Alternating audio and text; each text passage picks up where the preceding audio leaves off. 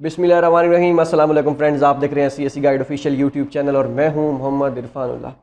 तो सवालों के जवाबों का सिलसिला शुरू करते हैं। आज सीन कुछ थोड़ा सा चेंज है, इसके पीछे एक थोड़ी सी स्टोरी है लंबी, तो वो कभी बाद में बताएंगे।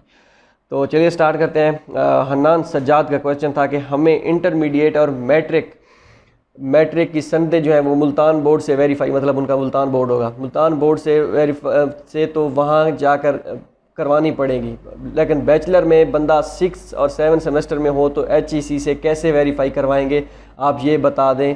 फुल प्रोसेस बताइएगा कि 6 और 7 सेमेस्टर में हम अप्लाई कर देते हैं, मुझे अगले प्रोसेस का बताएं कि हमें HEC से कैसे वेरीफाई करवाना होगा। अगर आप 6वें या 7वें सेमेस्टर में हैं, 6ठे या 7वें सेमेस्टर में हैं और चाइना स्कॉलरशिप के लिए अप्लाई करना चाहते हैं, तो आपको वो 6 या 7 सेमेस्टर के जो रिज़ल्ट कार्ड होंगे बैचलर के, वो आपको वेरीफाई नहीं करवाना होंगे HEC से। जब आप अप्लाई करते हैं तब तो आप अप्लाई के लिए HEC से वेरिफिकेशन ज़रूर नहीं होती। जब आप सिलेक्ट हो जाते हो चाइना यूनिवर्सिटी की स्कॉलरशिप के लिए और आपके डॉक्यूमेंट्स आ जाते हैं, तब आपको जो है HEC से वेरिफिकेशन की ज़रूरत होती है। तब आप 6ठे या 7वें सेमेस्टर के जो सारे रिजल्ट कार्ड होते हैं वो वेरीफाई नहीं करवाते। आपके पास ट्रांसक्रिप्ट या प्रोविजनल सर्टिफिकेट या डिग्री होनी चाहिए वेरिफिकेशन के लिए, तो वो उनके लिए तब लाजमी होता है। रिज़ल्ट कार्ड की एज सच आपको वेरिफिकेशन के लिए ज़रूरत नहीं होती, क्योंकि अगर 6ठे और 7वें सेमेस्टर में जब आप पढ़ रहे होते हैं, आप होप सर्टिफिकेट अटैच करते हैं डिग्री की जगह या प्रोविजनल सर्टिफिकेट की जगह। ठीक हो गया जी। कैमरा वहाँ है, मैं यहाँ पे देख रहा था, चलिए यहाँ पे देखते हैं। आपको जो है क्योंकि मैं कंप्यूटर स्क्रीन पे देख रहा था मोबाइल की, तो अब मोबाइल की स्क्रीन पे, कैमरे की स्क्रीन पे एग्जैक्ट लोकेशन पे देख रहा हूँ, भूल गया था मैं। तो आपका 6ठे या आप 7वें सेमेस्टर में जब पढ़ रहे होते हैं, आप होप सर्टिफिकेट उनको प्रोवाइड करते हैं कि मैं जो है इस मंथ में जो है मैं अपनी डिग्री कंप्लीट कर लूँगा, मेरे पास जो है क्या नाम है ट्रांसक्रिप्ट भी आ जाएगी, और डिग्री ना हुई तो वो प्रोविजनल ट्रांसक्रिप्ट आपकी, मतलब कि आप उनको ये बताते हैं कि मेरी इस मंथ में जो है आप मतलब कि जनवरी में अप्लाई कर रहे हैं, फॉर एग्जांपल जनवरी 2021 में अप्लाई कर रहे हैं, ठीक है। आप उनको कहते हैं कि मैं अगस्त या जुलाई 2021 में मेरी जो है डिग्री कंप्लीट हो जाएगी। अब ये हो या ना हो ये आपकी ज़िम्मेदारी है, उनकी चाइना वालों की कोई ज़िम्मेदारी नहीं है। ठीक हो गया। तो आप होप सर्टिफिकेट पे यही लिख के देते हैं। वैसे नॉर्मली जो है हो जाती है जुलाई के एंड में। ठीक हो गया। तो तब तक आपके पास एक जुलाई के एंड में पूरी एक ट्रांसक्रिप्ट, जब आप पास आउट हो जाते हो तो ट्रांसक्रिप्ट आपको 5-10 दिन बाद मिल जाती है। ठीक हो गया। वो ट्रांसक्रिप्ट होगी और जैसे ही ट्रांसक्रिप्ट मिलेगी तो आपको प्रोविजनल सर्टिफिकेट यूनिवर्सिटी वाले बना के देंगे कि भाई हाँ भाई ये बंदा हमारे से पढ़ चुका है और इसका ये नेम है, ये रजिस्ट्रेशन नंबर है इसका, और ये इसकी CGPA है, तो वो उस पर मेंशन कर देते हैं। वो आपकी ऐसे समझें, वो आपकी डिग्री बन जाती है, ऐसे समझें। ठीक है। तो आपको डिग्री की कोई ज़रूरत नहीं होती, ट्रांसक्रिप्ट आपके पास मुकम्मल होनी चाहिए।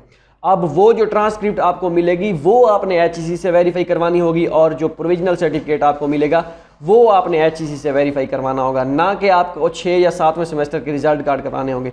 क्योंकि जब आप चाइना जाते हैं, आपके पास डॉक्यूमेंटेशन ये ट्रांसक्रिप्ट आपके पास पूरी होनी चाहिए, क्योंकि आपने उनको बताया था कि आपने होप सर्टिफिकेट जब लगाया था, इसका मतलब ये था कि हम जब आएंगे या हमारा जो जुलाई में है जो है हमारी डिग्री जो है वो कंप्लीट हो जाएगी। ठीक है, ये मतलब है इनका।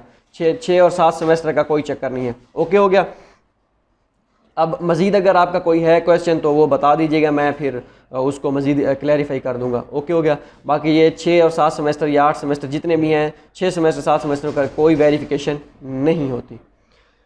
अच्छा, इसके बाद है जी नेक्स्ट थर्ड कर्नल का क्वेश्चन था, है if a student gets two scholarship from 2 different universities JW 202, मतलब वो कह रहे हैं कि 2 यूनिवर्सिटी से यूनिवर्सिटी स्कॉलरशिप मिली है। ओके हो गया। यूनिवर्सिटी स्कॉलरशिप मिली है, और उसके बाद other scholarship and chosen university have rules to black list, मतलब कि वो कह रहे हैं कि अगर 2 यूनिवर्सिटी से हमें मुख्तलिफ यूनिवर्सिटी से स्कॉलरशिप मिली है, क्या उन यूनिवर्सिटीज़ के हम एक यूनिवर्सिटी में जाएं दूसरी यूनिवर्सिटी में ना जाएं, तो क्या उनके पास इख्तियार होता है कि वो क्या नाम है वो ब्लैक लिस्ट कर दें? तो ये डिपेंड करता है। कुछ यूनिवर्सिटीज़ जो हैं वो पहले मेंशन करती हैं, अगर जिनके पास आप नहीं जाना चाहते, मतलब वो कहते हैं अगर हमने आपको सिलेक्ट कर लिया और आप ना आए तो हम फिर आपको ब्लैक लिस्ट कर देंगे। तो वो उनके पास शायद अथॉरिटी होगी, इसी वजह से कह रहे हैं। जैसे UESTC, हाँ, university of electronics science and technology of China, UEST I think इस तरह का है, वो उन्होंने कहा है कि वो रिजेक्ट कर देंगे। ठीक हो गया जी। कंप्यूटर स्क्रीन भी ऑफ हो गई है। अच्छा, तो वो कर सकते हैं। अगर वो कोई नहीं कहता कि हम ना उन्होंने कोई हाँ या ना में नहीं दिया, सिर्फ आपने 2 यूनिवर्सिटीज़ में मतलब कि आपने एक फॉर एग्जांपल DUT में यूनिवर्सिटी स्कॉलरशिप हासिल की, दूसरी शियान जोतांग में यूनिवर्सिटी स्कॉलरशिप ऑफर की, उन्होंने एक्सेप्ट किया आपने। आप ये समझ रहे हैं कि मैं अगर DUT ना गया तो अगर शियान जोतांग में गया तो मुझे DUT ब्लैक लिस्ट ना कर दे, ऐसा कोई चक्कर नहीं होता। जो करना होता है उन्होंने मेंशन वो करते हैं, तो इसकी कोई प्रॉब्लम नहीं है। लोग 4-4, 5-5 यूनिवर्सिटी से भी सिलेक्ट हो जाते हैं, उनकी सिलेक्शन होती है, लेकिन उनका कोई मसला नहीं बना। लेकिन ये एहतियात कीजिएगा, जो यूनिवर्सिटी कहती है कि हम ब्लैक लिस्ट करेंगे तो उनके पास शायद इख्तियार हो कि वो ब्लैक लिस्ट कर दें, लेकिन मेरे ख्याल में ऐसा थोड़ा बहुत होता है या नहीं होता, इसका मुझे नहीं आइडिया। ठीक हो गया। तो अच्छा, इसके बाद माइंड चेंजर के नेम था, कोई नाम से था। अच्छा, मैं म्यूट कर लूँ थोड़ा सा मोबाइल को। चाइना में उर्दू लिटरेचर के प्रोग्राम का क्या बैचलर, मास्टर या PhD होता है? उर्दू का आई थिंक मेरे ख्याल में कोई नहीं है, होता मुश्किल है। तो आप अपनी फील्ड थोड़ी बहुत बिजनेस एडमिनिस्ट्रेशन या इस तरह चेंज कर लें, कोई इशू नहीं है, फील्ड चेंज हो जाती है। तो ये है, उर्दू का बहरहाल मुश्किल है। एक आध यूनिवर्सिटी शायद थी, लेकिन वो अब पता नहीं स्कॉलरशिप ऑफ़र करते हैं या नहीं करते, इसका मुझे नहीं आइडिया। बहरहाल उर्दू का बहुत ही मुश्किल है, क्योंकि उर्दू चाइना वाले को इस उर्दू के साथ कोई वो नहीं है। हाँ, इंटरनेशनल लैंग्वेजेस की जो यूनिवर्सिटीज़ होती हैं मे भी उनमें हो, लेकिन इसका मुझे उर्दू का कोई वो नहीं है। तालिब हसन को क्वेश्चन था कि what is award certificate. Award certificate जो है, अवार्ड सर्टिफिकेट ये है कि वो चीज़ें, मतलब कि आपको कोई अवार्ड मिला हो, अचीवमेंट, कोई गोल्ड मेडल, कोई आपको सर्टिफिकेट, जैसे स्पोर्ट्स के सर्टिफिकेट मिलते हैं कि वो सारी चीज़ें। ये बाहर शोर आ रहा है शायद, तो इसको थोड़ा सा अवॉइड कीजिएगा। ये आज टिपिकल देसी वीडियो जो है ये बन रही है। ठीक हो गया। तो इसके पीछे थोड़ी सी हैं कुछ वजूहात। तो अवार्ड सर्टिफिकेट मैं इसको एडिट नहीं करूँगा, ऐसे ही अपलोड करूँगा। आपकी जो रिक्वायरमेंट है वो पूरी हो रही है, बस दैट्स इट। ओके हो गया। अवार्ड सर्टिफिकेट क्या होता है? अवार्ड सर्टिफिकेट यही मैंने आपको बताया, कोई स्पोर्ट्स का सर्टिफिकेट, कोई आपने कहीं पे आपने हिस्सा लिया था किसी कंपेयरिंग के, या किसी जगह से आपको कोई अवार्ड मिला है, आपको कोई लैपटॉप मिला था किसी उससे, तो वो एक अवार्ड बन जाता है। ठीक है। अब ये अलग बात है कि लैपटॉप मिला था, कोई उसका सर्टिफिकेट नहीं था यार, तो इसको आप CV में मेंशन कर दीजिएगा, I got laptop from prime CM, chief minister of Pakistan, या prime minister of Pakistan on that time, जब थे, जिनकी हुकूमत थी। ठीक है, अब मैं उस बहस में नहीं जाना चाहता। रिजवान अली का क्वेश्चन था कि भाई किस तरह पता चलेगा कि मेजर चाइनीज़ में है या इंग्लिश में अप्लाई करें? इसका जब आप अप्लाई करते हैं, जब आप ऑनलाइन, इसका मैं आपको जब एडमिशन स्टार्ट होंगे इंशाल्लाह हम आपको बता देंगे 1 बाय 1 इस यूनिवर्सिटी के कौन कौन से प्रोग्राम मेजर में इंग्लिश में है, कौन कौन चाइनीज़ में है। तो मैं आपको यहाँ पे एक मोटा सा जो है पहलू बता देता हूँ इस चीज़ का। वो ये है कि जब आप CSE का फॉर्म ऑनलाइन फॉर्म फिल करना होता है, हर यूनिवर्सिटी का CSE के लिए अप्लाई कर रहे हैं तो ठीक है, यूनिवर्सिटी के लिए अप्लाई कर रहे हैं तो उनका भी होता है तकरीबन 99%। तो जब आप ऑनलाइन फॉर्म फिल कर रहे होते हैं, आपने वहाँ पे ऑप्शन होता है मेजर चाइनीज़ या इंग्लिश। चाइनीज़ आप सिलेक्ट करेंगे, आप अपना उसके बाद मेजर सेलेक्ट करेंगे। ठीक है, अगर तो चाइनीज़ सेलेक्ट पहले आप इंग्लिश सेलेक्ट करके इंग्लिश सेलेक्ट करेंगे, वहाँ पे ऑप्शन होगा इंग्लिश और चाइनीज़ का मेजर का। आप इंग्लिश सेलेक्ट करेंगे, उसके बाद आप अपना मेजर सेलेक्ट करने की कोशिश करेंगे, नीचे मेजर होगा। मेजर अगर वहाँ पे इंग्लिश सेलेक्ट करने के बाद आपका मेजर आ गया वहाँ पे CSE के फॉर्म पे, इट मीन्स कि आपका जो है इंग्लिश में है मेजर। अगर नहीं है, अगर आप मतलब चाइनीज़ सेलेक्ट करके अपना मेजर सेलेक्ट करते हैं तो आपका मेजर चाइनीज़ में शो होता है, मतलब चाइनीज़ सेलेक्ट करने के बाद। ठीक है, तो चाइनीज़ ऑप्शन, तो इट मीन्स कि आपका मेजर चाइनीज़ में। लेकिन इसमें भी थोड़ी बहुत कन्फ्यूजन होती है, क्योंकि CSE की जो वेबसाइट होती है उस पर चाइनीज़ में आपका कभी कभार इंग्लिश में तो होता है, लेकिन यूनिवर्सिटी जो होती है वो ये क्या कर रही होती है, जो आपका मेजर है उसको CSE स्कॉलरशिप ऑफ़र नहीं कर रही होती। अब ये कैसे पता चलेगा कि यूनिवर्सिटी ऑफ़र कर रही है या नहीं कर रही, तो ये किसी को नहीं पता होता। हाँ, कुछ यूनिवर्सिटीज़ कहती हैं कि ये जो मेजर है इंग्लिश के, तो वो हम आपको बताएंगे, ये मेजर हम इंग्लिश के हैं, इनको हम CSE स्कॉलरशिप ऑफ़र कर रहे हैं और बाकी किसी को नहीं कर रहे हैं। ठीक है, ये आपको अगर नहीं पता कोई मसला नहीं है, अब जब वक्त आएगा तब हम आपको मज़ीद चीज़ें एक्सप्लोर करके बता देंगे। अगर मतलब जब जो मैंने कहा है कि किसी को नहीं पता, मतलब कि उसमें बहुत सारी यूनिवर्सिटीज़ हैं उनका नहीं पता होता, लेकिन आपने कोशिश करनी है। ये तो आपको पता चल जाएगा कि अगर चाइनीज़ में है तो ठीक है, हम बता भी देंगे इंशाल्लाह, कोशिश करेंगे, इसकी बिल्कुल ज़रूरत नहीं है। रिजवान अली का दूसरा क्वेश्चन था कि 2 डिफरेंट डिपार्टमेंट्स के जो रिकमेंडेशन लेटर हैं वो चलेंगे। चल जाते हैं, चल ऐसे जाते हैं कि मतलब कि आपकी जो डिग्री थी, ठीक है, उसमें जो प्रोफेसर आपको कोई पढ़ाने आया था, उसका सब्जेक्ट जो था वो जो सब्जेक्ट था आपका माइनर सब्जेक्ट था, ऐसे समझे, वो किसी और डिपार्टमेंट से था, तो वो आपको पढ़ाया तो है ना उसी ने, सेम यूनिवर्सिटी है, मतलब कि सेम यूनिवर्सिटी है, तो वो बना के दे सकता है। लेकिन वो उसका डिपार्टमेंट तो और था ना जो पढ़ाने आया था, तो लेकिन बेहतर यही है कि आप सेम डिपार्टमेंट से लें, ठीक है।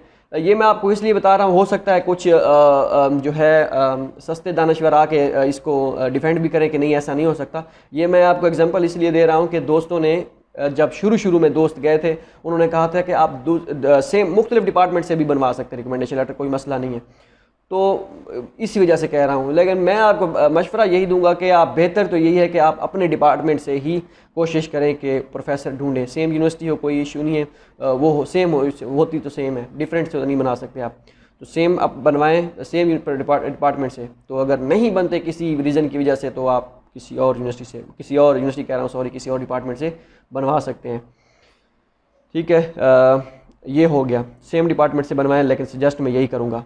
ये सिर्फ मैं आपको सस्ते दानश्वरों के लिए ये मैंने आपको एग्जांपल दिया कि ऐसा अगर वो कह दें कि मुमकिन नहीं है तो इस वजह से। ओके हो गया। ताले वसन को क्वेश्चन था कि भाई थोड़ा सा मोबाइल ऊपर करना पड़ रहा है भाई, HSK 3 है, मैं जनवरी में कर लूँ और HSK 4 जो है मैं बाद में करूँ तो बैचलर के लिए अप्लाई कर सकता हूँ या? एंड दूसरा क्वेश्चन, डॉक्यूमेंट्स कब वेरीफाई करवाना होते हैं? तो अगर तो आपके पास HSK 3 है जनवरी तक, तो कोशिश कीजिए कि 4 आपके पास हो जाए। 3 है तो 3 के साथ अप्लाई कर दीजिएगा, ठीक है। और बाद में जब रिज़ल्ट अनाउंस हों तो हो सकता है आपकी सिलेक्शन वो कर लें, नहीं तो आपने यूनिवर्सिटी को मेंशन कर देना है कि उनको कह देना है कि मैं जो है बाद में मई जून तक या मैं HSK 4 कर लूँगा, तो सिलेक्शन आपकी हो सकती है। इस साल एक मैंने आपको बताया भी था, एक लड़के का हुआ है, उसने चाइनीज़ HSK 3 था उसके पास, तो 4 उसने कहा है कि उसने उनको कहा है कि मैं नहीं दे सकता था क्योंकि कोई एग्ज़ाम ही नहीं ओपन था हमारे यहाँ, कैसे देता, तो उन्होंने ये रीज़न एक्सेप्ट कर लिया। अब आपके केस में नेक्स्ट क्या होता है इसका नहीं पता, लेकिन HSK 3 आपको इतना बता दूं कि फ़ायदा ज़रूर देगा, नुकसान नहीं पहुँचाएगा। अब डॉक्यूमेंट्स जब आपकी सिलेक्शन हो जाती है, जब आपको लगे कि मैं अब सिलेक्ट हो गया हूँ, तो तब आप डॉक्यूमेंट्स वेरीफाई करवा सकते हैं। अब भी करवा दें, कोई इशू नहीं है, लाइफ टाइम के लिए हैं, आपके कहीं किसी और जगह चल जाएंगे। लेकिन अगर आप कहते हैं एवं ही मेरे पैसे वेस्ट हो जाएंगे, मैं बाहर ना जा सका, तो फ़ायदा कोई नहीं है डॉक्यूमेंट्स वेरीफाई करवाने का। तो उसके लिए है कि जब आपके डॉक्यूमेंट्स आएँ, आपके पास पहुँचें, या आपको पता चल जाए कि मैं सिलेक्ट हो गया हूँ, मुझे मेल आ गई है, तो तब आप डॉक्यूमेंट्स वेरीफाई कराएंगे at the time of admission, जब आप जाने लगेंगे, ठीक है। पहले कोई अप्लाई के लिए कोई वेरिफिकेशन की ज़रूरत नहीं है डॉक्यूमेंटेशन की। Hello sir, Chaudhary CHM Rahman का क्वेश्चन था कि hello sir, please discuss about how long it to send us admission and JW 201 from this year, please discuss. इसका किसी को नहीं आइडिया, हो सकता है ऑनलाइन क्लासेस करें, JW अभी ना सेंड करें, वो बाद में सेंड करें, तो इसका मैं नहीं कुछ बता सकता, कोई भी कुछ नहीं बता सकता। लेकिन कल से एक न्यूज़ गर्दिश कर रही है फेसबुक पे भी, और आपने भी देखा होगा, मैंने भी स्क्रीनशॉट देखे हैं काफ़ी सारे, कि जुल्फ़ी बुखारी जो हैं मिनिस्ट्री ऑफ ओवरसीज़ के, उन्होंने एक ट्वीट को रीट्वीट किया था और फेसबुक पेज पे भी अपने शेयर किया था कि जो चाइना से पाकिस्तान में स्टूडेंट आए हुए हैं, वो उनके लिए एक कोशिश जारी है। वो एक फॉर्म उन्होंने लिंक किया हुआ था शेयर, उसमें फॉर्म में जो है फॉर्म उन्होंने कहा था कि ये फिल करें, ताकि वो सर्वे, मेरे ख्याल में वो सर्वे करना चाह रहे हैं कि कितने स्टूडेंट जो हैं जहाँ पे हैं वो वापसी जाना चाहते हैं स्टडी के लिए, तो उसके लिए था वो। तो वो पहले तो मैंने समझा ये फेक है, लेकिन वो उन्होंने ऑफिशियल शेयर किया हुआ था, इस वजह से मैं मान रहा हूँ, लड़के मान रहे हैं कि हाँ भी ये ओरिजिनल रियल है, तो रियल ही होगा।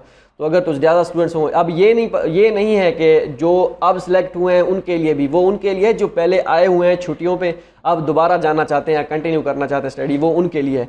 तो अगर वो गए तो साफ जाहिर है हम भी जाएंगे, जो सिलेक्ट हुए हैं सारे, हम मतलब कि जो सिलेक्ट हुए हैं, जो अप्लाई जिन्होंने किया था इस साल, ये चीज़ ठीक है।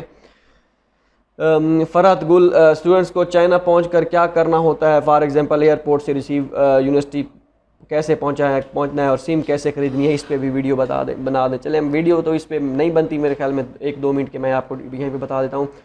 जो रिसीव करने की बात है एयरपोर्ट पे, वो ये है कि प्रोफेसर जो है, प्रोफेसर कभी कभार यूनिवर्सिटी जो है आपको क्या करती है, यूनिवर्सिटी स्टूडेंट जो है पाकिस्तानी स्टूडेंट से आपका कांटेक्ट करवा देती है, ठीक हो गया। तो इसका ये होता है कि एक्सेप्टेंस लेटर अगर आपके पास है तो प्रोफेसर ये कहता है, क्योंकि मैं आपको इसका सिनेरियो थोड़ा सा बता देता हूँ, इसके केसेस मैं आपको 2-3 बता देता हूँ मुख्तलिफ। तो एक तो होता है कि यूनिवर्सिटी कंडक्ट करती है खुद। पहला केस होता है कि अगर प्रोफेसर आपके कंटेक्ट में है, प्रोफेसर कहता है कब आओगे, आप उसको डेट देते हो कि मैं इस डेट की मेरी फ़्लाइट है। जब फ़्लाइट आपकी बुक हो जाती है तब, ये नहीं कि आप एम ही बता दो मैं इस डेट को आऊँगा, तो वो नहीं। आप जब आपकी बुक हो जाती है फ़्लाइट, वो आप प्रोफेसर को कहते हो कि मैं सर ये टाइम है और ये डेट है, इस टाइम को मैं वहाँ पर पहुँचूँगा। वो फिर क्या करता है, वो कहता है ठीक है, मैं आप ये जो मेरा स्टूडेंट है इससे रब्ता करो, ये आपको वहाँ से एयरपोर्ट से रिसीव करेगा और आपको हॉस्टल पहुँचा देगा यूनिवर्सिटी के। एक केस। दूसरा केस ये होता है कि यूनिवर्सिटी जो है खुद जो है अपने बंदे भेजती है, आईएसओ या कोई और जो होते हैं, तो वो भी आपको पिक कर लेते हैं एयरपोर्ट से। आप उनको बता देते हैं कि ये मेरी फ़्लाइट डेट है और टाइमिंग है। तीसरा केस कि कुछ ऐसी यूनिवर्सिटीज़ फिर क्या करती हैं, वो आपका जब आप सिलेक्ट होते हैं आपका एक वीचैट पे ग्रुप बना देती हैं कि या ईमेल में आपको किसी पाकिस्तानी स्टूडेंट का कांटेक्ट दे देती हैं जो पाकिस्तान से हों या जो मुख्तलिफ जो हैं इंटरनेशनल जो होते हैं उनके हिसाब के साथ। क्योंकि हम पाकिस्तानी हैं, लास्ट टाइम जो था दोस्तों के उनको पाकिस्तानी लड़कों के कांटेक्ट दे दिए गए थे, तो फिर वो उनसे कांटेक्ट में रहे थे, उनको बताया था ये हमारी टाइमिंग है उसकी, क्या नाम है इसकी फ़्लाइट की, तो वो उसी वक्त वहाँ पे पहुँच गए थे और वो फिर उनको रूम में ले गए थे। तो ये वो होता है, इसका कोई चक्कर नहीं होता, एयरपोर्ट पर परेशान ना हो। कुछ यूनिवर्सिटी ये भी कहती है कि भाई खुद आइएगा टैक्सी करवा के, हम आपको लोकेशन सेंड कर देंगे, इस तरह भी होता है, लेकिन इस तरह होता बहुत कम है। ये हो गए पहलू। अब जो है सिम का कोई इशू नहीं है। आपने कोई 100 RMB की मेरे ख्याल में सिम होती है, आपने किसी दुकान में जाके साइड में यूनिवर्सिटी में होती है या बाहर, तो उनको अपना ID का उसको पासपोर्ट की फ़ोटो कापी देनी होती है, दिखाना होता है, जो भी होता है वो आपको सिम दे देता है, बस ये काम है। या कभी कभार यूनिवर्सिटी आपको कहती है कि हमें पैसे दे दें, हम आपको सिम जो है खुद ख़रीद के लेके देंगे, तो वो ऐसा भी होता है। आपको उनको पासपोर्ट देते हैं, अंगूठा वगैरह लगाते हैं, जो भी होता है, तो आपको पास सिम मिल जाती है, इसका कोई इशू नहीं है, ठीक हो गया। ये मैं पहले कह रहा हूँ कि देसी वीडियो है टिपिकल। फरहत गुल ये प्लीज़ बताइएगा कि बता दें कि स्टाइपेंड स्टूडेंट्स को कैसे मिलते हैं, स्टूडेंट्स के लिए बैंक अकाउंट खोलवाना पड़ेगा या कैसे यूनिवर्सिटी में मिलेगा। हाँ, यूनिवर्सिटी में एक बैंक अकाउंट ओपन होता है, उसमें आपको जो है पेमेंट आपकी हर मंथ जो है उसमें आ जाती है। लेकिन कुछ केसेस ऐसे होते हैं कि कुछ स्टूडेंट्स के बैंक अकाउंट ओपन नहीं होते, फॉर एग्जांपल महीना 2 लेट होगा किसी वजह से, तो उनको फिर बाई हैंड भी दे देते हैं आपका स्टाइपेंड, कोई मसला नहीं है। लेकिन मोस्टली जो चलता है वो बैंक अकाउंट चलता है, वो इजीली ओपन हो जाता है। लास्ट टाइम था कोई थोड़ा बहुत इशू, लेकिन हो जाता है, कोई इशू नहीं है, ठीक है। नबील अंजम का क्वेश्चन था कि अगर मैं MS में रिसर्च वर्क ना किया हो और PhD में CS स्कॉलरशिप में अप्लाई कर सकते हैं या नहीं कर सकते। मैं PhD का कैंडिडेट हूँ, वो कह रहा है, तो कोई इशू नहीं है, कर सकते हैं। थीसिस आपने तो थोड़े बहुत किए होंगे, लेकिन आपको रिसर्च वर्क जो पब्लिकेशन होंगी या थीसिस वगैरह आपने किए होंगे, वो आपको एज देंगे, आपका जो है उसको आपकी एप्लीकेशन को स्ट्रॉन्ग कर सकते हैं। अगर आपके फॉर एग्जांपल अगर आप यहीं पे आप एप्लीकेशन को अपनी जो एप्लीकेशन है आपकी, जो आपके डॉक्यूमेंटेशन है, सारी चीज़ें आप उनको नंबर देना चाहें, आपके 8 नंबर बनेंगे फॉर एग्जांपल, ठीक है। मैं आपको वैसे अपनी मिसाल दे रहा हूँ, उनको कोई नंबर नहीं है, मैं अपनी आपको दे रहा हूँ कि आप अपनी जो है डॉक्यूमेंटेशन को नंबर देना चाहें तो 8 देंगे, ठीक है। अगर आपके पास रिसर्च वर्क थीसिस वगैरह इस तरह का कुछ होगा तो आप एप्लीकेशन के अपने नंबर को 10/10 भी दे सकते हैं। तो ये तो फ़र्क होता है ना थोड़ा बहुत, तो इसलिए लाजमी नहीं है, लेकिन कोशिश कीजिएगा हो तो तभी बेहतर है। ओके, हो गया। वकास सर्वर का क्वेश्चन था कि Shandong University of Science and Technology Shanghai Maritime University का CSE रिजल्ट का बता दें, अभी तक कोई रिस्पांस नहीं है। CSE का स्टेटस इन प्रोग्रेस है। CSE का मुझे नहीं आइडिया, लेकिन ये है कि शंघाई गवर्नमेंट जो उनकी स्कॉलरशिप है उनके लिए वो उन्होंने सेलेक्ट कर लिए हैं कैंडिडेट। शंघाई मेराटाइम की बात कर रहा हूँ मैं, और Shandong University of Science and Technology की मुझे इसका कोई आइडिया नहीं है, बिल्कुल कोई आइडिया नहीं है। CSE का शंघाई मेराटाइम का और इसका भी CSE का नो आइडिया। ये CSE का वेट कर लें, ये इस मंथ या अगले मंथ में क्लियर हो जाएगा वो आखिर करना क्या चाहते हैं। सर जी CSE स्कॉलरशिप अशरफ खान का क्वेश्चन था कि अगर मैं एक यूनिवर्सिटी में 3 यूनिवर्सिटी में अप्लाई कर सकते हैं, इट मीन्स आई मीन्स अच्छा इट मीन्स के 3 यूनिवर्सिटी के अलावा हम और बहुत सी यूनिवर्सिटी में अप्लाई कर सकते हैं। यूनिवर्सिटी स्कॉलरशिप के लिए अप्लाई कर सकते हैं, CSE के लिए नहीं कर सकते। अगर चाहे एक फॉर्म हो या एक फॉर्म पे 3 हो या 3 फॉर्म पे 3 हो, जो भी है, जो वो आपको आगे समझ लगेगी अगर आपको फॉर्म का पता नहीं चल रहा तो ये आपको 3 में ही करना होगा, इससे ज़्यादा बिल्कुल भी नहीं करना होगा। यूनिवर्सिटी स्कॉलरशिप के लिए आप अप्लाई कर सकते हो, वो कोई इशू नहीं है, जितनी मर्जी में करो। अच्छा, शाहिद कलीम का क्वेश्चन था कि दोस्त अगर CSE FSC की सनद पे फादर नेम लिख के स्पेलिंग यासीन YASIN लिखे हों एंड रिज़ल्ट कार्ड पे यासीन YASEEN लिखे हों तो कोई प्रॉब्लम हो सकती है? फैमिली नेम के मतलब कि फादर नेम की बात कर रहे हैं वो। और उसके बाद दूसरा यही क्वेश्चन था कि बाकी सब डॉक्यूमेंट्स पे यासीन लिखा हुआ है, सिर्फ FSC की सनद पे यासीन लिखा हुआ है फैमिली। कोई मसला नहीं होगा मेरे ख्याल में। आपका चाइना वालों को इसके साथ आपके कोई गर्ज नहीं है, लेकिन आपकी जो डिग्री है वो अगर IBCC से इसी नेम के साथ वेरीफाई हो जाती है तो कोई मसला नहीं है। वेरिफिकेशन आपकी होनी चाहिए, तो मेरे ख्याल में वेरिफिकेशन कोई मसला बना नहीं चाहिए। उन्होंने वेरीफाई आपको कर देंगे, बोर्ड वाले कर देंगे। अगर ना करें तो उनसे कहिएगा कि ये एतराज़ है मेरा, यो दूर करवा लीजिएगा। लेकिन बोर्ड की वेरिफिकेशन आप करवा लेंगे अगर इसी नेम से, तो नेम अगर आपके फादर नेम का कहीं भी कोई लिखा है कोई इशू नहीं, आपकी डिग्री वेरीफाई होनी चाहिए। इवन कि आपके पासपोर्ट पे जो है आपके अगर वालिद का नाम जो है बड़ा लिखा हुआ है, चेंज लिखा हुआ है, उसका भी कोई इशू नहीं होता, ठीक है। लेकिन पासपोर्ट हो, डॉक्यूमेंटेशन आपकी वेरीफाई हो, कोई इशू नहीं है, ठीक हो गया। इसके बाद है जी मैथमेटिक्स का है। सर एक दोस्त चाइना आया तो बैचलर सिविल इंजीनियरिंग में 5 साल का कोर्स था, 1 साल चाइनीज़ का था, बाकी 4 साल BS यूनिवर्सिटी स्कॉलरशिप पे आया था। तो वो डिपेंड करता है कि किस स्कॉलरशिप पे वो गया था। तब जो था चाइनीज़ 1 साल का कोर्स अलाउ करता था, मैथमेटिक्स का क्वेश्चन था। तो अब जो है CSE ऑफ़र नहीं कर रही, तो हो सकता है वो 5 साल की बजाय 4 साल का हो, ठीक है। तो नेक्स्ट ईयर अगर वो अलाउ करते हैं तो हो सकता है वो 5 साल का, कोई इशू नहीं है। तो वैसे 5 साल का चाइनीज़ लैंग्वेज के साथ 5 साल का बैचलर का कोर्स होता है। सिचुएशन यूनिवर्सिटी की कोई दूसरी लिस्ट लगेगी, स्टेटस इन प्रोग्रेस है, ईमेल का जवाब नहीं आया। सऊद यासर का क्वेश्चन था, मेरे ख्याल में मुश्किल है उसकी सिचुएशन यूनिवर्सिटी की, लेकिन वेट कर लें, कोई हो सकता है कि दूसरी लग जाए। अदील खान का क्वेश्चन था कि इरफान भाई मैं PhD में अप्लाई करना है, मगर मेरा ये मसला है कि ये जो होते हैं क्वेश्चन मैं पढ़ता हूँ, ये फ़िक्रे में सेंटेंस जो होता है थोड़ा बहुत इसलिए चेंज आ जाता है क्योंकि लिखा हुआ ऐसे होता है, तो वैसे मैं पढ़ता हूँ। तो मैं अपनी वाइफ के साथ और एक बेबी के साथ हो जाए और मैं उनके साथ जाना चाहता हूँ, लेकर जाना चाहता हूँ। मुझे बताइएगा कि CSE स्कॉलरशिप में मेरा खर्चे पूरे हो जाएंगे, और अगर हो जाएंगे तो बाकी किस यूनिवर्सिटी में, तो मुझे किस यूनिवर्सिटी में कोई यूनिवर्सिटी रिकमेंड करें जो फैमिली रूम देती हो, कैंपस वो जो है के अंदर, और वो सारी चीज़ें, ख़र्चा थोड़ा कम हो जाएगा, प्लीज़ लाजमी बताइएगा।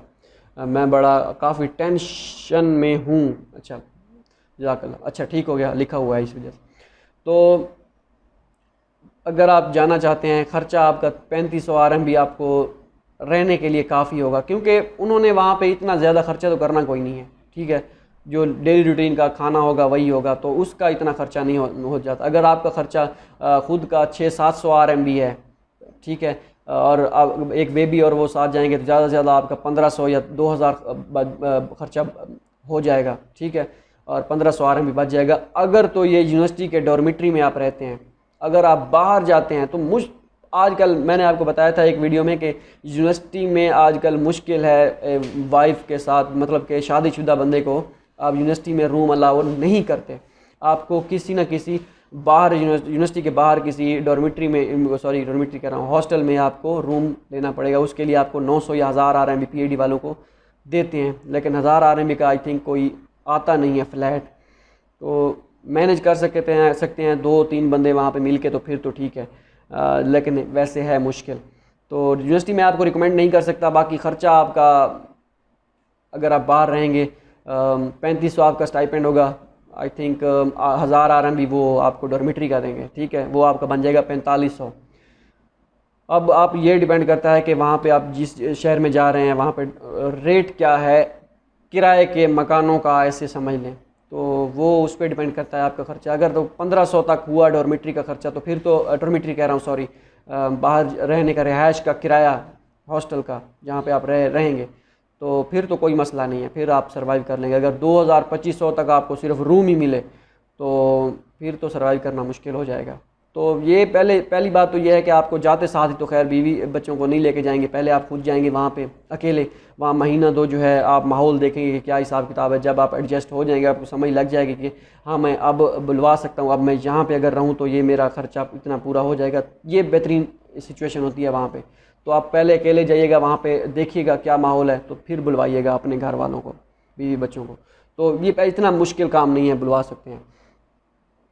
अच्छा, मोहम्मद इमरान का क्वेश्चन था कि ये क्वेश्चन थोड़ा इंपॉर्टेंट था। आई हैव, बाकी पिछला भी था एक और दे थे, लेकिन इसमें ये थोड़ा था कि I have applied for CSU central south university की जो है 2020 में, उसको मतलब पार्शल वो एडमिट हो गए हैं, but for CSU partial scholarship with no stipend, can I apply for next year, can I apply for stipend next year? नहीं। अगर आपको एक मरतबा स्कॉलरशिप मिल गई है एक यूनिवर्सिटी में, उसी स्कॉलरशिप को के लिए आप नेक्स्ट ईयर में स्टाइपेंड के लिए अप्लाई नहीं कर सकते। लेकिन अगर आप ये चाह रहे हैं कि मैं अगर इससे ये स्कॉलरशिप मुझे मिली है, इसके साथ मैं चाइना जाता हूँ, लेकिन मैं अगले साल किसी और यूनिवर्सिटी में अप्लाई करूँगा और अगर मुझे स्कॉलरशिप मिली तो वहाँ पे मैं शिफ्ट हो जाऊँगा, मतलब वहाँ पे चला जाऊँगा, तो इसको मैं खैराबाद कह दूँगा, तो ऐसा हो सकता है। या आप ये सोच रहे हैं कि अगर मुझे ये स्कॉलरशिप मिली है, क्या मैं अब अगले साल दोबारा कर सकता हूँ या नहीं कर सकता स्कॉलरशिप के लिए? तो बिल्कुल आप कर सकते हैं। इसको आप उनको, अगर आप नहीं जाना चाहते तो उनको कह दें कि मैं ये ऑफ़र एक्सेप्ट नहीं कर सकता, मुझे सॉरी मैं ये ऑफ़र एक्सेप्ट नहीं कर सकता, मैं नेक्स्ट ईयर अप्लाई कर दूँगा, मेरी एप्लीकेशन कैंसिल कर दें। तो इस तरह आप करवा सकते हैं कैंसिल, तो कोई मसला नहीं है। बाकी आप स्कॉलरशिप के लिए उसी यूनिवर्सिटी में स्टाइपेंड के लिए अप्लाई नहीं कर सकते, क्योंकि जब आप जाते हैं आपका ड्यूरेशन 3 साल का पहले लिख चुका होता है आपका कि आपका ये ड्यूरेशन होगा इसी स्कॉलरशिप के साथ, कोई आपकी वो स्कॉलरशिप इंक्रीज़ नहीं होगी। लेकिन कुछ यूनिवर्सिटीज़ कहते हैं कि हम आपको पहले साल जो उनकी प्रोविजनल स्कॉलरशिप होती है या होती हैं कि दूसरे साल आपको आपका स्टाइपेंड इंक्रीज़ कर दिया जाएगा, तो तब हो सकता है। इसका नहीं है सेंट्रल साउथ का। मोहम्मद माज का क्वेश्चन था कि ब्रदर मेरा ट्रांसफ़र केस है, मींस मैं कुछ यूनिवर्सिटीज़ सब्जेक्ट जो हैं किसी और यूनिवर्सिटी से पढ़े हैं और जो फाइनल डिग्री है किसी और यूनिवर्सिटी में, मुझे जस्ट लास्ट डिग्री के ट्रांसक्रिप्ट अपलोड करना होगी या दूसरी यूनिवर्सिटी की भी? नहीं, लास्ट जहाँ से आप करेंगे, जहाँ से आप डिग्री फाइनलाइज करेंगे, उसी में जो आपको ट्रांसक्रिप्ट बना के देंगे वो सारे पेजेस की, सारे आपके सेमेस्टरों की बना के देंगे। ये ऐसा तो नहीं है कि आपने जो 4 सेमेस्टर किसी और यूनिवर्सिटी में पढ़े हैं फॉर एग्जांपल, और 4 फाइनल जो आखिरी पढ़ने थे वो किसी और यूनिवर्सिटी में पढ़े हैं, तो वो जो जहाँ पे 4 फाइनल आखिरी में पढ़े थे वो आपको पहले जो 4 पढ़े होंगे वो दूसरी यूनिवर्सिटी के तो नहीं करके देंगे मेरे ख्याल में, वो आपको उसी में ही बना के देंगे। एक ही ट्रांसक्रिप्ट बनेगी आपकी, और वो ट्रांसक्रिप्ट आपकी जहाँ पे आपने फाइनल सेमेस्टर किया होगा उसी की बनेगी, तो आपको उसी की ही ज़रूरत होगी, ना कि पहलों की। ठीक है, जहाँ तक मेरा जहन काम करता है। अगर तो ट्रांसक्रिप्ट, क्योंकि ट्रांसक्रिप्ट तो एक ही यूनिवर्सिटी की बननी होती है, 2 की तो मेंशन करनी नहीं होती, चाहे ट्रांसफ़र हो या जो भी हो, माइग्रेशन का केस हो, कोई इशू नहीं है। आपने फाइनल जहाँ से पढ़ी होगी वहीं से करवानी है, किसी और जगह से नहीं करवानी, उसी की होनी चाहिए आपके पास डिग्री। उसी दोबारा मास का क्वेश्चन था, brother I am applying to create WeChat account to contact with professor but WeChat account not, मतलब कि वेरिफिकेशन मांग रहे हैं वो। तो ये मसला आता है नए यूज़र के लिए, अब वीचैट अकाउंट बनाना बड़ा मुश्किल हो गया है, थोड़ा सा मसला बनता है, ज़्यादा नहीं है, तो वो हो जाता है। नवीला अलियास का क्वेश्चन था कि फ़िज़िकल एग्जामिनेशन फॉर्म कब बनाना होता है? फ़िज़िकल एग्जामिनेशन फॉर्म तब बनाना होता है जब आपने अप्लाई करना होता है, और अप्लाई कब करना होता है? आपने दिसंबर या जनवरी में अप्लाई करना होता है, तो तभी बनाना होता है। ठीक है, अब बनाने का कोई फ़ायदा नहीं है, क्योंकि अब अगर आप बनाएंगे, ये अगस्त का महीना चल रहा है, अगस्त, सितंबर, अक्टूबर, नवंबर, दिसंबर, जनवरी, फरवरी, तो फरवरी में आपका वो एक्सपायर हो जाएगा। तो कुछ यूनिवर्सिटीज़ की डेडलाइन जो होती हैं वो मार्च तक भी जाती हैं, अप्रैल तक भी जाती हैं, मई तक भी जाती हैं, तो अब बनवाने का कोई फ़ायदा नहीं है।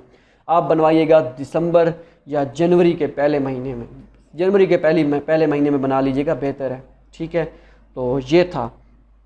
इसके बाद अभी ना बनवाएं तो जनवरी में बनवाएं, जनवरी 2021। ये थोड़ा सा नटखट क्वेश्चन है, नटखट।